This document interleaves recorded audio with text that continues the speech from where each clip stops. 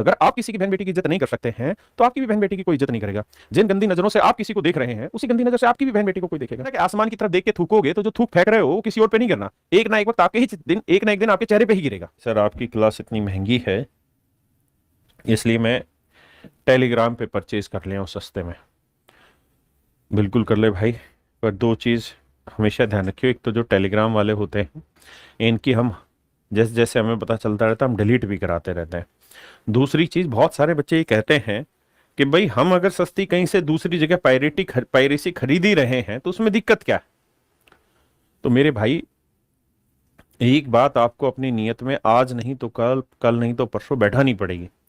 हम इतने कई बार मूर्ख हो जाते हैं कि जब तार्किक रूप से बहस करते हैं तो हम बहुत बार गलत चीज तर्कों पे अपने आप को सही मान लेते हैं।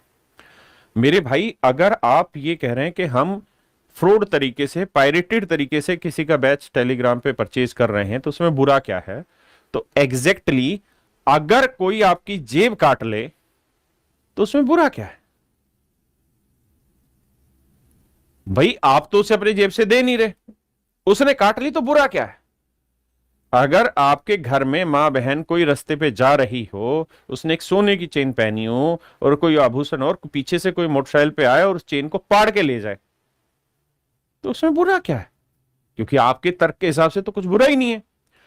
आप तो अपने जीवन में एक लाइन ही नहीं खींच पा रहे कि इस लाइन से इधर सही है और इस लाइन से इधर गलत है। आप लाइन को यहां की जगह यहां ले आए कि सब गलत सही है। तो बावले बच्चों थोड़ा तो तर्क से इस्तेमाल करो, थोड़ा तो सोचो। आपको यह समझना है कि हमें जब फाइनल सिलेक्शन होगा तो उस समय हमें हमारी किस्मत की भी जरूरत होगी। देखिए हर बच्चे में, कोई बच्चा हो उसे 80% मेहनत की जरूरत होती है, 20% किस्मत की जरूरत होती है। बहुतों को तो 20-20, 25-25, 30-30% किस्मत की जरूरत होती है। तो किस्मत किस चीज से बनेगी? गलत काम करने से। गलत काम करने से किस्मत बनेगी? बताओ, गलत काम करने से किस्मत बन सकती? क्या ऊपर वाला गलत काम करने वालों की किस्मत बना सकता है? आप कहेंगे जी बहुत बड़े बड़े नेता है जिन्होंने करप्शन किया, उनका भी तो भगवान ने कुछ नहीं किया। भाई उनका अंत देखो कितना बुरा होने लग रहा है। बुराई जो करता है, बुरा काम जो करता है, बुराई जो करता है, उसका परिणाम उस समय उसे गलत नहीं मिलता, लेकिन जब वो अपने उस सक्सेस के अंतिम पड़ाव की तरफ बढ़ रहा होता ना, तब भगवान नीचे से एकदम जमीन खींच देता है और वो धड़ाम से नीचे गिर जाता है। उस दिन उसे एहसास होता है। तो आप इस बात को समझिए कि जीवन में गलत नहीं करना, कुछ भी हो जाए, इधर से उधर दुनिया हिल जाए, गलत नहीं करना। अगर आप इस नैतिकता को नहीं पकड़ेंगे कि दूसरे की बहन बेटी की हमें इज्जत करनी है, अगर आप इस नैतिकता पे नहीं रहेंगे तो आपको कल को फिर आपकी भी बहन बेटियां हैं, आपको ये भी मानना पड़ेगा, आपकी भी तो बहन बेटियां हैं। अगर आप किसी की बहन बेटी की इज्जत नहीं कर सकते हैं तो आपकी भी बहन बेटी की कोई इज्जत नहीं करेगा।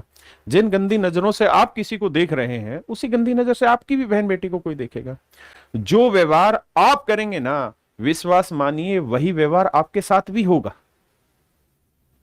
बोलते हैं ना कि आसमान की तरफ देख के थूकोगे तो जो थूक फेंक रहे हो वो किसी और पे नहीं गिरना, एक ना एक वक्त आपके ही दिन, एक ना एक दिन आपके चेहरे पे ही गिरेगा। तो ध्यान रखिए इस बात को, और गलत चीज को जस्टिफाई मत कीजिए।